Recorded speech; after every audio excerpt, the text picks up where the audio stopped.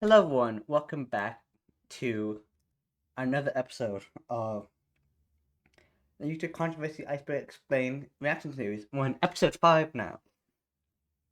We're watching Tier 5, which covers things like the reply girls, the negative with Mastery TMPL slash Mindcash, Syndicate round 115, Dolly Flesh, Mark Pleister's Gordon video, Come Little Rabbit. I think I know a bit about Come Little Rabbit. It's sad. Hypnotist Sappho, Cartoon Incorporated, Kill the Wolf, Tony 48219, you have 30 days to pay me $5 million. Whale Abbas Band, Plain 2 Forever, 2006 Iran YouTube block, Pioneers Production Layout 2.0, Monkey Hate, Starman 3, in Whitney, Wisconsin. Let's get into it.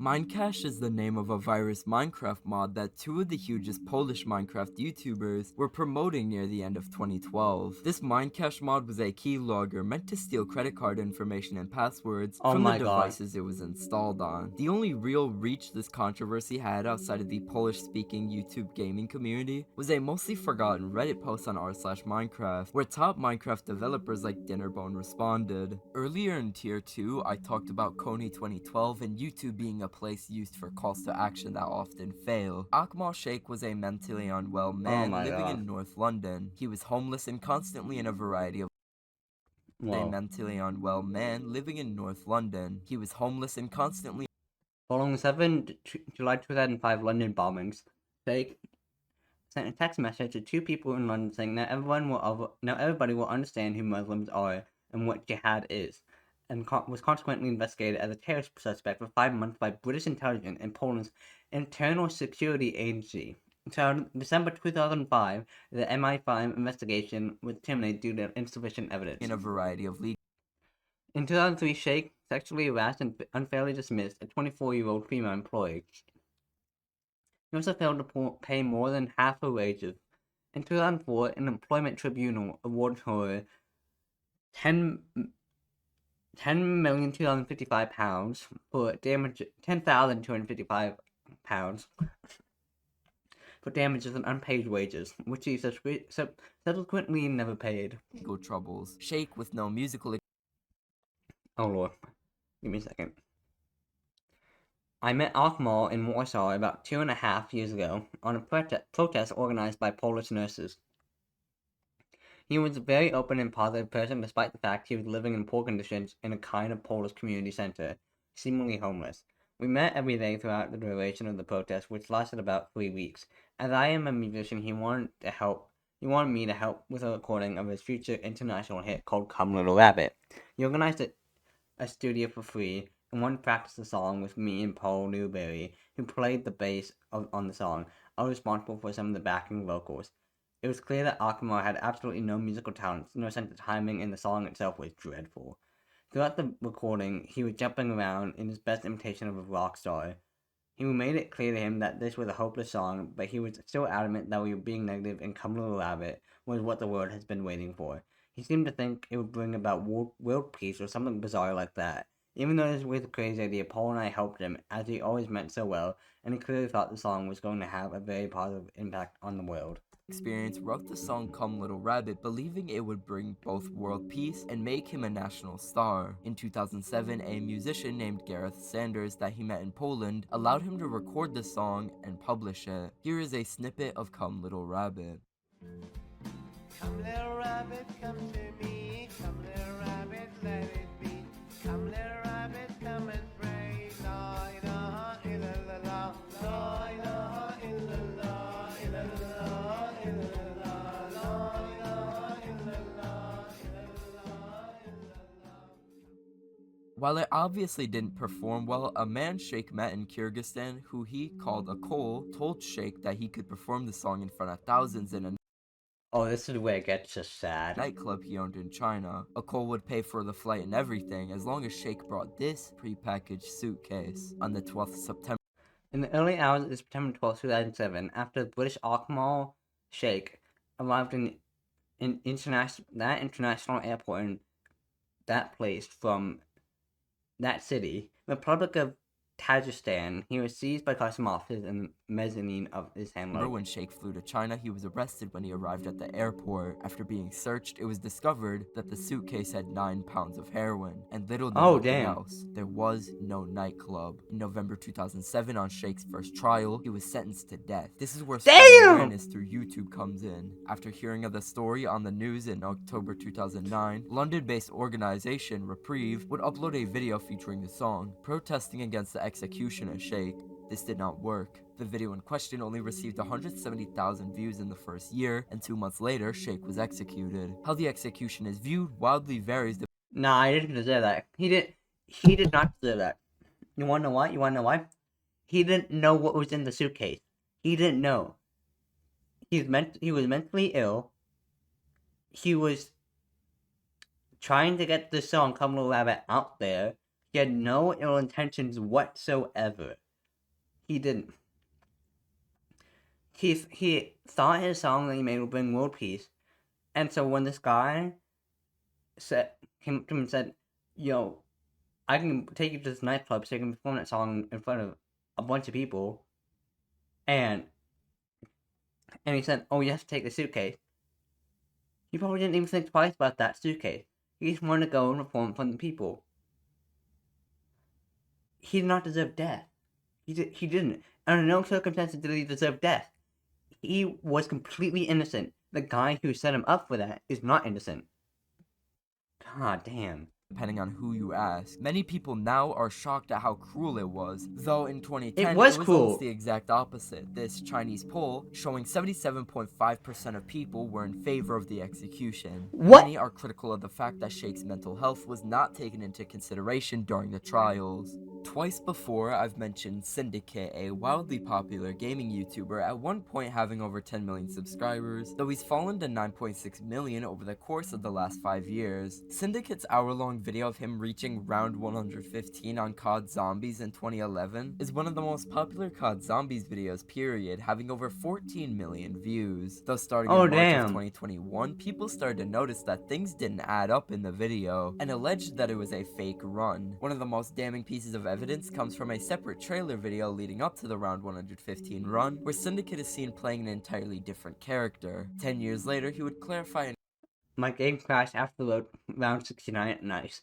Hype video I posted, so I had to do a redo of the one, so I picked up where I left off. I understand the confusion of me talking about the downs, etc., but I literally picked up where I left off as it was the same one. a tweet that his game crashed in between these recordings. Though I'm not very knowledgeable in the high round world record COD Zombies community, it seems like these allegations are a stretch of some sort. In March of 2016, Markiplier played a relatively obscure Game Jolt horror game called The Hospital. The game only had 50 or so upvotes on Game Jolt, and it was still in a beta state. The game had a lot of jump scares in it, most of which seemed almost entirely random. Out of nowhere, the game flashed a surgical gore image with no sort of context. Later in the video, the face of a skinned man, supposedly from a cartel gore video, is shown as a jump scare. Neither of these are censored. Update: when I made this script for this part of the iceberg about a month ago, the video was still available on Markiplier's channel, though about a week ago, it went viral on TikTok, and is now gone from Markiplier's channel. I don't know if that was his decision or YouTube's, though the video was up for over 7 years on his channel, which is very interesting to me.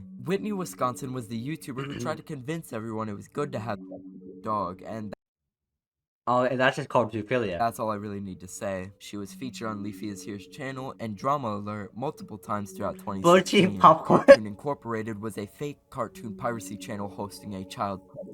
The channel hosted videos pretending to be a non-existent sequel to an animated movie or TV show that was popular with kids. All of these videos were 26 minutes and 29 seconds and all contained a variety of explicit subliminal messages. The comments would be filled with fake accounts of celebrities demanding.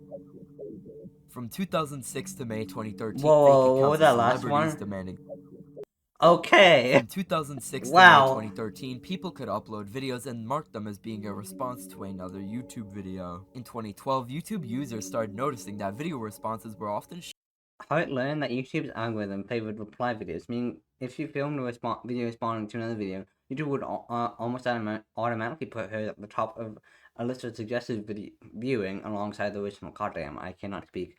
If she responded to a popular video such as those featured on the YouTube homepage, She was almost guaranteed thousands of hits and in turn thousands of dollars. The video was 1 million views, roughly $2,000, Hart explains. For 47 million views, well, you do the math. God Off to damn. the top of the recommended sidebar on video watch pages. Reply girls were a often hated category of female YouTubers that would make video responses to trending videos, sometimes with sexually suggestive thumbnails, just for revenue or views. These videos usually had no substance to them, often being 2 short minutes of rambling. One YouTuber who falls into this category had no substance. In that yellow spot, do they actually put an ad within the first fucking 10 seconds of a video? That's just a cardinal sin. To them often being 2 short minutes of rambling. One YouTuber who falls into this category, Megan Lee Hart, claims to have made $80,000 just by making these short videos of her rambling as video responses. One infamous example of a reply girl was the YouTuber simply named The Reply Girl. These videos stopped being pushed as much in the algorithm as a result of the backlash YouTube received, and video responses would be discontinued in 2013. In December 2006, YouTube was blocked in the country of Iran for immoral content. A given example was a supposed The ban on YouTube reflects a growing visual sensitivity to private films on the internet, an issue highlighted by the recent online video which appears to show an Iranian soap opera.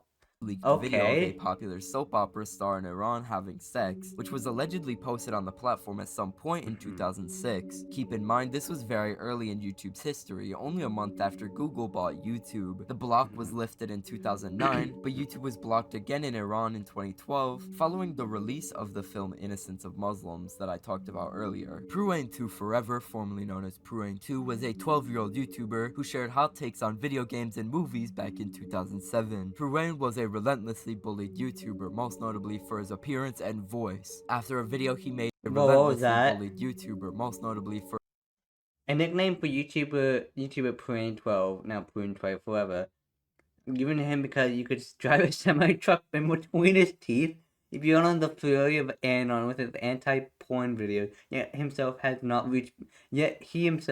reached puberty. Josh says, thanks, Lachelle, for subscribing and on dental plan. That's okay.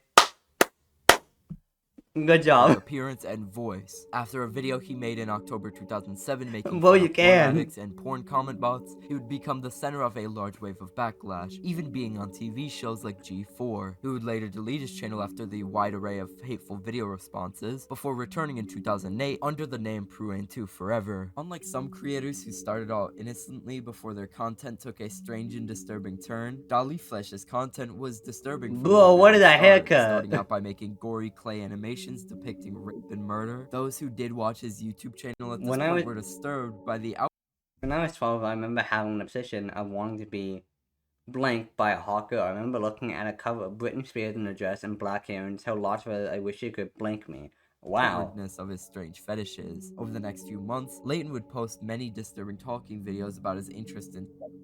A lot of you probably remember Dolly. Talking videos about his interest in.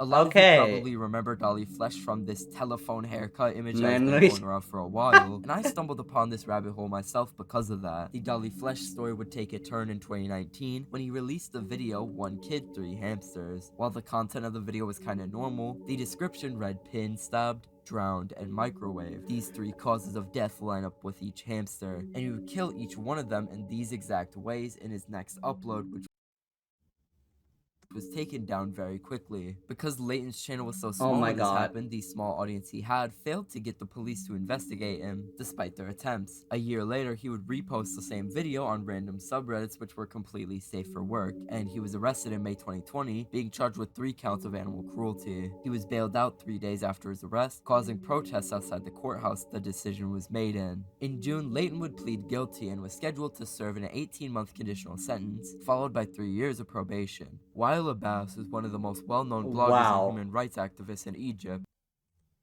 I'm sure if I pronounced the name right, so I just said it the same way news reporters did.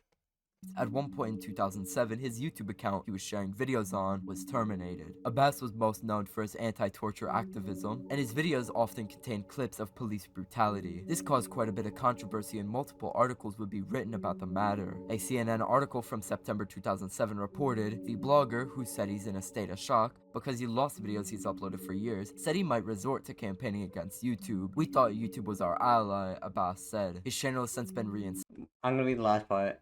It helps show the truth in countries like Burma. With what they did now, it doesn't seem like that anymore, he said. Campaigning against YouTube. We thought YouTube was our ally, Abbas said. His channel has since been reinstated, and the videos that got him terminated in the first place are available on YouTube. Hypnotist Sappho, also known as Glowing Brightly, is a notoriously hated content creator online, often truly known for being an Oh, this person. Oh my god. I knew we were gonna see her eventually. open and proud minor attracted person. 3 days Yep. after being exposed as a by an ex-mod of her public Hello, my name is Matcha, and I'm very nervous to write this. However, I'm under the firm belief that this is the right thing for the following reasons. 1. There are minors in the server, 16-plus-year-old minors, but still minors. Not that in the NSW spaces, but I'm generally concerned for the minors involved safety, especially since the topic of the server is recreational and therapeutic hypnosis, which I believe minors should not engage in. Civility and bestiality are crimes. I cannot stand idly by when I hold information that the main admin of the server supports zoophilia and supports podcasts such as Zuya than thou. With that being said, Sappho, known under the YouTube channel as Hypnotist Sappho, supports zoophilic acts in the zoo community. I have DM proof that I can provide over DMs. While I initially left the server over drawn, fail, and bestiality porn, after accruing the knowledge that Sappho supports zoophiles, I need to post this. I was a mod of Sappho's Discord server, a public server to learn about hypnosis and hypnotism. The server is around 3 weeks old, and I became a mod due to server drama where people were discussing about the age limit of the server.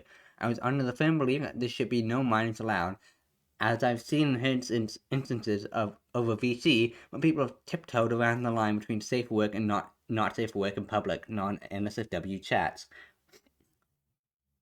While the server checks ID for you to join NSFW chats, I am under the belief that the server shouldn't have minors in the first place, as not only shouldn't minors be in the hypnosis spaces, but there were many allusions to the loose side of the server in public chats. For example, there was a role named Harem, where people close to Sappho were in.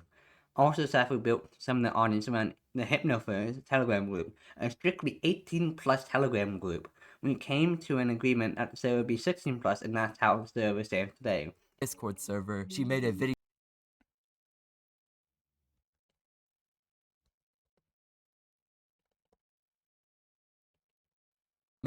titled Coming Out About Things, where she came out as a comparing it to be a part of the LGBTQ community. That is not part of the community. You are not part of the community, my guy. You are not part of the community. Get your ass out. As of November 2022, she was openly dating a 14-year-old despite being an adult. Despite all of this, hypnotist Blow had no brain cells. Sappho has a very small, yet very, very loyal community. Now, one thing that I found interesting was that during the Coming Out About Things video, where they came out as there was a group of people that Sappho disowned from the community, in quotes, if you could call it that. That's where we get into Kiro the Wolf, Oh no. a furry YouTuber with over 80,000 subscribers. At one point, Kiro had over 100,000 subscribers, though that subscriber count has dropped for a reason. Kiro the Wolf was one of the most popular furry vloggers ever at one point around 2017, and in 2018, the, quote, that Sappho mentioned were released on Twitter. These included months of chat logs and videos from a Telegram group chat dedicated to even further messages of Kiro talking about Whoa. Even further messages of Kiro His throat is nice too. What the fuck? talking about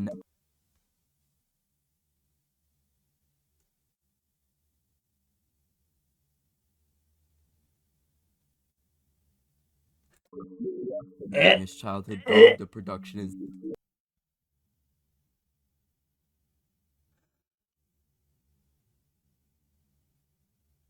films, the rape of animals, and much more. Kira would claim that he was hacked during this time, which YouTubers like Oh my god, that Jesus fuck. I'm not gonna read any of that out. I'm not going to. I would throw up.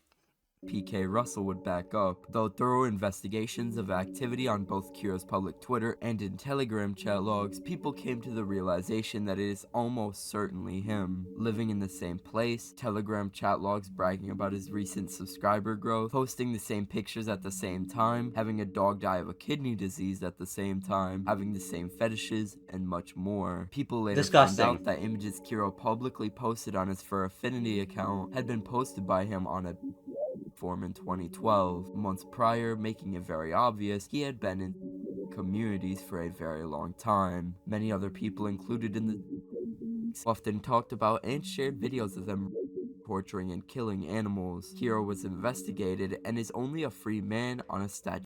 Huh. You're killing animals, yet you're a furry, mate. Where's the logic in that? To a limitations technicality, a leaked video that was recorded by Kira even showing the same dog with the same collar, as well as Kira wearing the same clothes he wore to a convention months later, was shown to police. Since the video was found out to be recorded in November 2014 and the report took place in late 2019, they could not do anything about it. On a much lighter note, Layout 2.0 was the channel profile layout that was rolled out in 2009. You could change the color of anything on your profile, remove certain boxes you didn't like, change the font if you wanted, and much more. Looking back, this is the most customization YouTube has ever allowed. If you look up beta design channels before 2011 though, you'll see hundreds of videos of people protesting the change in 2009, saying they wanted to be able to stick with channel 1.0 if they wanted. The YouTube channel 2.0 rollout video has an 11.4 like to dislike ratio, which is like the 2009 equivalent of YouTube Rewind's dislike count. In November 2011, a YouTube account named Now I Know uploaded a video called "You Have 30 Days to Pay Me $5 million." The video contains a montage of someone designing an RC car with a camera attached to it before supposedly putting it in the Great Pyramid of Giza. The video showed a small clip of it traveling through a tunnel before it was cut off, and if he didn't receive the full $5 million, he would publish the full unedited footage. In this time frame, the video garnered nearly 300,000 views, and people were very confused. It's unknown how much money the original creator received, though we know it was less than $5 million, as at the end of the 30-day period, the footage would be published. Here's what he posted. Very anticlimactic, and it's almost universally guaranteed. I failed to get more info on this. This footage is all I got.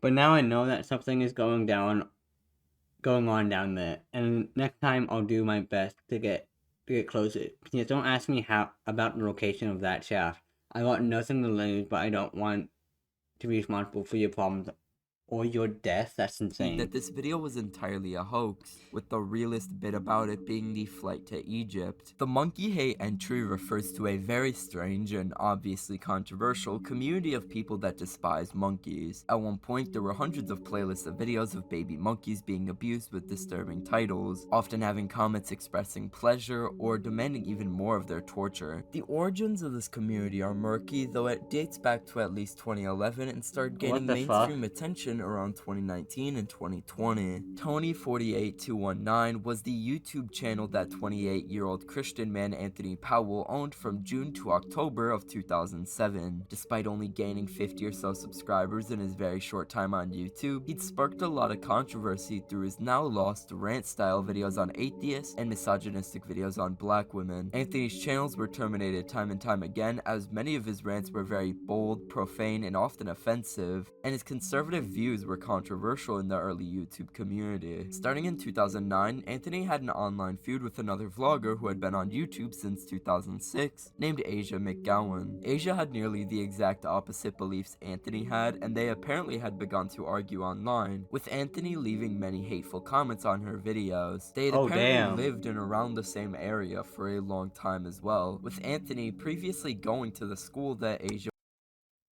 This is a video Asia recorded in that same school in was currently 2007. attending. On the 10th of April, Anthony would murder Asia in a classroom of the Fine Arts Center that Asia attended. A YouTube video Anthony released just days before the murder-suicide he committed detailed his plan to take his own life. This video was reported to the police by a concerned viewer, though it was entirely ignored. Rest in peace, Asia. Rest in Starman3, peace. or Jacob Ware, was an early animator on YouTube, both known for his Super Mario 64 machinima and Roblox blooper videos. While he was popular in both the Super Mario 64 and Roblox communities in their infancy, allegations of Starman 3 being a pedophile would very slowly arise. In this video Oh my that God. user Jacob the Badass 867 made sometime in 2013, he would share screenshots of 23-year-old Starman 3 engaging in weird romantic conversations. Well, This I'm gonna go video, back. the allegations of Starman 3 being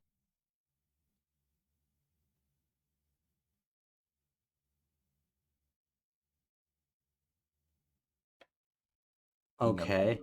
Don't see how this proves that Ware's a would very slowly arise. bad In this actor. video that user Jacob the I'll tell you how. Badass 867 made sometime in 2013, he would share Here's a screenshots of 13-year-old girl. 23-year-old Starman 3 engaging in weird romantic Where conversations. boy is 23 years old, and he's trying to be all lovey-dovey with With a Sierra. 13-year-old girl, in the middle of a bunch of vulgar and immature criticisms based on how he took hate comments. It's insane to me now how lightly these allegations were taken at the time. Bro. Him allegedly being a pedophile was more of an offhand insult. In 2020, even more allegations Wait, allegedly what? being a pedophile It goes from that to he streamed Wreck-It Ralph illegally in 3 seconds, but okay. was more of an offhand insult. In 2020, even more allegations with updated screenshots would come to light against Starman 3. Some victims even alleged that Starman 3, a